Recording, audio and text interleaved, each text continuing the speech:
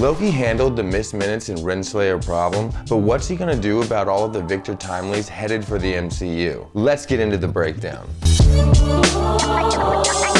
Honestly, haters gonna hate. But Loki is really good. It's action-packed and suspenseful at the same time. It's extremely well acted, and maybe that's hiding a few of the shortcomings that you commonly see with the Disney script. So I, for one, am excited to see what they have planned for the next 2 episodes. And hopefully into another season or 2, fingers crossed, wish upon a star.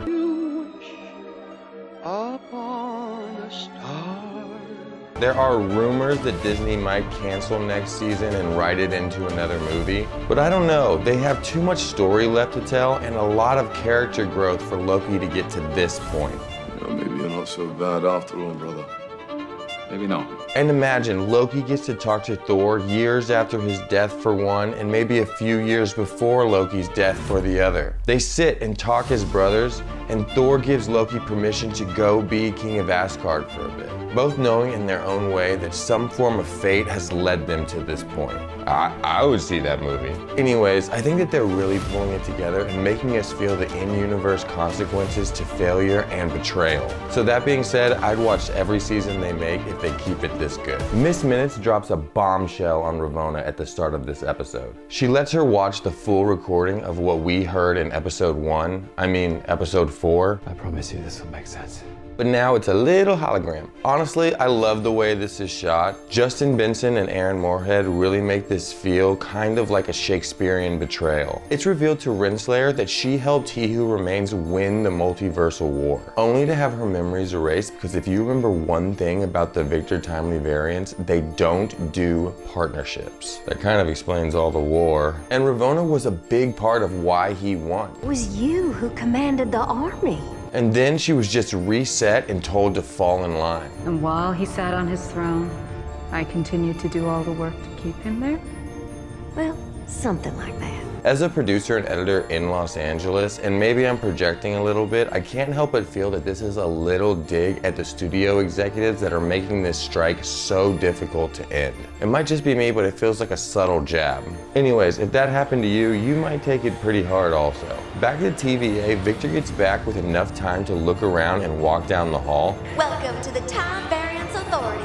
He sees that he's definitely someone important, if not the most important person at the TVA. His face is everywhere. I mean, what would you think? I mean, he also saw the Timekeepers, so he now saw what he could only think are aliens or monsters. Obviously, he's defensive whenever Loki, Möbius, and B-15 show up, even more so when he sees Sylvie. But they do convince him to go to Obi's workshop. Whenever they see each other, it opens up a whole bunch of interesting questions. Ouroboros. And Victor says, You wrote the TVA handbook.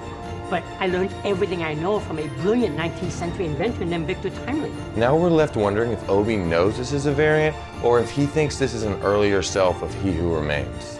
Your work is based on his work, and his work is based on your work. Exactly which came first. Obi also drops this one, It's like a snake eating its own tail. which is literally the definition of Obi's full name, Ouroboros. Hey everyone, you should subscribe. It really helps. I know you're watching, so you should just subscribe. Also, I think I'm gonna start doing some Gen V videos, so comment below what you wanna see. All right, let's get back to the video. Either way, Obi and Casey have a plan, and now with Victor's invention, they're sure it'll work. Sylvie calls out Möbius for how chill he is about everything. It's just another day at the office, and she's right about this part. He's hiding from the truth. She also debates Loki on what's right and wrong in this situation. Loki argues that it's the lesser of the two evils, and she agrees, I guess.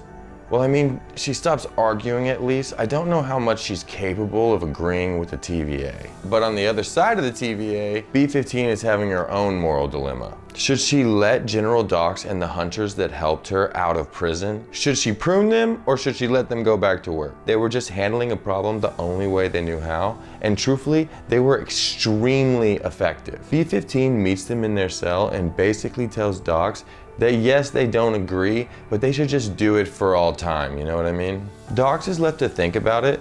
X5, or Bradley, is really ready to get back to his life as a superstar in this 1970s. But no one is really on his side anymore. They kind of see him as a deserter. I earned my life. I think we all earned our lives. But that's when Ravonna and Miss Minutes show up with an ultimatum. Join her and try to gain control of the TVA or, you know, die. Everyone except for X5 chooses the squishy box, and you can tell this really changes X5. Miss Minutes hacks the TVA system, and X5 and Renslayer take off to take over the TVA. Loki and the gang are working on the final touches to their plan when Victor hears about a hot cocoa machine. Did you say hot cocoa machine? Yeah. Hey, the dude is an inventor from the 1800s. He's curious, can you blame him? D90 is nice enough to walk him down to the break area and show it to him. He even asked D90 to go first. I can only imagine as a black gentleman from 1800 Chicago, he's not super trusting of white men in uniform. That's when X5 prunes D90. I'm sorry. And takes Victor prisoner. Loki and the gang find out that Miss Minutes locked them out of the system, so Loki and Möbius, knowing that Renslayer wants her place back at the top of the TVA, begin searching. That's when Loki starts to notice some similarities to when he was time skipping in episode 1. He's there when the device goes off and Sylvie pulls open the elevator doors. Knowing that somebody pruned him, he walks up quietly and kills himself from behind. I promise you this will make sense. It must have been kind of therapeutic, honestly. Loki picks up the phone and Obi tells them that if they reset the system, they reset Miss Minutes and turn off the magic blocker in the TVA. Turn it off! After that, X5 and Renslayer are short work for Loki and Sylvie. And Miss Minutes is deactivated, but not before one last message for Victor. You'll never be him. Now that everything is working and they're in the system, someone has to walk out into the loom again. It should be me. Victor heroically volunteers. Good man, but unfortunately, he makes it 2 steps before he's turned into rainbow spaghetti by cosmic radiation. Loki, Möbius, and the rest of the team again stand in stunned silence. They were too late, and you can see on Loki's face that maybe Sylvie was right and they didn't act decisively enough. The wave of time is headed for them, and all they can do is watch and wait for the impact. And then comes the Multiversal War they failed to stop. Hey everyone, we're not at the big channels anymore, and now we're trying to start our own. And you can be a part of it. All you have to do is subscribe, like the videos, share it with your friends. You can click over here to get some more. Just help us out, we'll help you out, and we'll bring you more content. See you soon.